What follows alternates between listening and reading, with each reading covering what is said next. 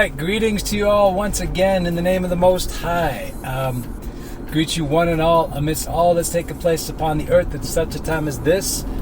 And I greet you with, in the midst of our decisions, our choices, the reality of what's real and the lies being exposed all over the world as the frequencies change. You know, a lot of the things that are happening right now around the world that are coming apart, what you're seeing is systems failing, systems falling that used to be the way that everything was, and now it's not. It doesn't work anymore because the systems are coming apart with the frequency changes as well that are taking place.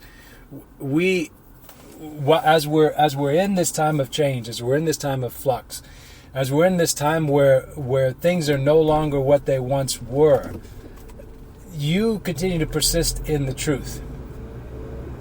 You continue to go forward in what you know to be real. And, you know, the reality of truth is that truth does divide. As much as everybody wants to make things nice and palpable for each other, the reason truth divides is the truth remains consistent. But what happens is people within themselves make a decision if they want to align with the truth or if they want to depart from it. If they choose to align with the truth, they see the benefit of that truth in their life and in their world. If they choose to depart from the truth, then what ends up happening is they get in themselves the consequences for breaking from the truth and holding on to a lie. Because, here's the truth. You reap what you sow. Whatever spiritual discipline you may have in the world, that seems to be a construct that's shared throughout, is that people reap what they sow. You can call it different things, but that's the reality of what it is. And this is the reason why it's worth sowing good things, because then you get a harvest of good things. You reap good things. When you sow bad things, when you sow lies, you reap lies. When you sow division, you reap division. When you sow greed and destruction, what do you think you're going to reap? So, there's people that think that they can bypass that, and there are groups that have tried to scapegoat that onto others. But there's a point where this will come back, and when it comes back hard. This is why you make a decision and a choice within yourself to align with truth, and then apply the realities of the truth that you know to be true, and you see the benefit of it in your life and in your world. So, being honest, having integrity, doing things with clean hands and open heart, having honor in the way that you connect with and do what you do. Do what you do, not because anyone else is going to look at it or because of the way that you'd be perceived by doing it. Do it because it's the right thing. Do the same thing if people were watching or if they weren't watching. Do the same thing, because then you're doing it for the rightness of the action. So but we're in this incredible time right now around the world. Systems are falling and failing. But now, here's the thing. I want you to also realize it's the systems that are failing. The sun's still shining. The plants still grow. There's still water all over the planet. There's a lot of things that are still there. What's coming apart is these systems that used to be the way that they would harvest all of the people, but those systems now are falling apart. And what is coming up is the need for replacement systems for all of those things to take care of the needs of one another. And so those are the kind of things that we should all be working on, is how do we take care of the needs of one another at a time when all of these other things are going to be coming apart, falling apart. So when we start looking at that, we start seeing, let's start with the foundational levels of what has to be taken care of. Well, basic foundational levels of survival for most people: food, water, clothing, shelter, medical. Right? You've got to. Those are essential things that keep you going. And so this is why when people don't have water for 3 days, they can't survive. You need that in your body. If they don't have food for a couple of weeks, you can function for a bit on some reduced calories, but you need to be able to eat. By and large, some people have trained their body with fasting, and they're a little better than others, but by and large, people need calories to survive. They require that. So, we have basic human needs, and those are the kind of things when you see historically when there's been disruptions, like for example in wars. Well, in wars, most of the people that die, they don't die from bullets. They don't die from bombs. They die from breakdowns in logistics chains and polluted water, starving to death, not being able to get medical treatment. They die from systems failures that are around them. So, all this stuff actually can be solved. All this stuff can be taken care of.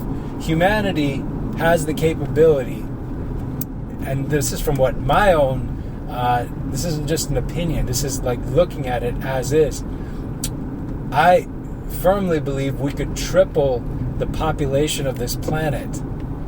And if we just applied what we already have access to and already know, we could take care of every person on this planet at a better level than people have ever imagined in our history. But we have to manage things a different way. We have to have a different motivation behind what we do and why we do it. But, when you go around this world, there's tons of space. There's so much underutilization, and then there's a lot of tremendous resources that are there that we just don't use properly. At the same time, there's so many contradictions. People are talking about renewable energy, renewable fuels, and all the thing about going green. And yet they all own Bitcoins, which requires tremendous amounts of energy to mine and to perpetuate, to reinforce that blockchain. So people are putting in tons of resource into mining for just one purpose. Now, to have that immutable ledger, but talk about an overbuild. Talk about using a cannon for a job that it could be done with a BB gun. You can have an immutable ledger that's very, very powerful and does the job without this level of power consumption. And this level of power consumption at the same time that you got countries like Sri Lanka where people are sitting in the dark for half the day because there's no power grid that's functional. This kind of power consumption, when you see the contradiction. People talk about electric vehicles. They talk about solar power. Well, nobody talks about battery storage. Because for one EV, for one Tesla, it's about 500,000 pounds of earth that have to be moved around to get the battery for that one vehicle. The battery for that one vehicle gets depleted quite quickly. If you look at it in a scale of time, for sure it runs out sooner than a properly formed, a properly structured engine.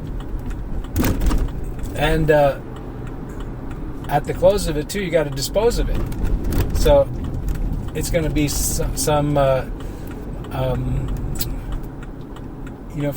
for the state of California, I heard it's about $10 trillion to be able to put in place the number of, just for the existing demand, battery storage that would be required to be able to support the demand there. So anyways, we got to look for solutions, but we got to look for practical and pragmatic solutions for all of these things. So,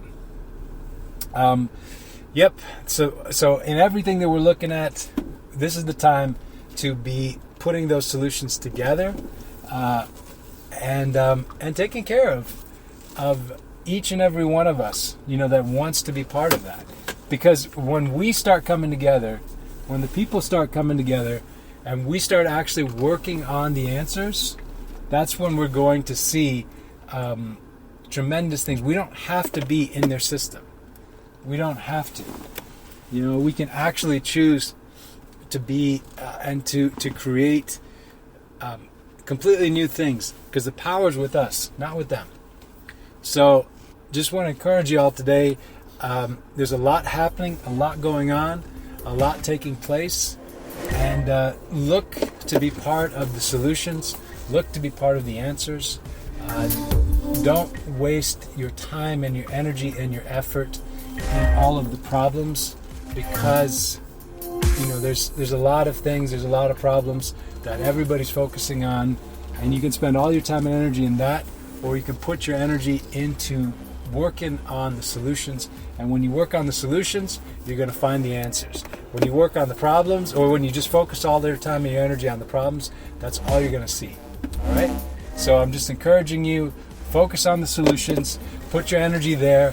And the other thing is, take a bit of action. When you do something, whatever that may be, whatever that action may be, when you do something in the line of an action towards the answer, things move, things change. Action is the way that you communicate what you truly desire. Not your words. Your words can express it, but your actions will be what manifest it. Because when you take an action, now you're moving in the direction of what you truly believe. All right. Bless y'all. Love you. We'll talk to you soon. Bye.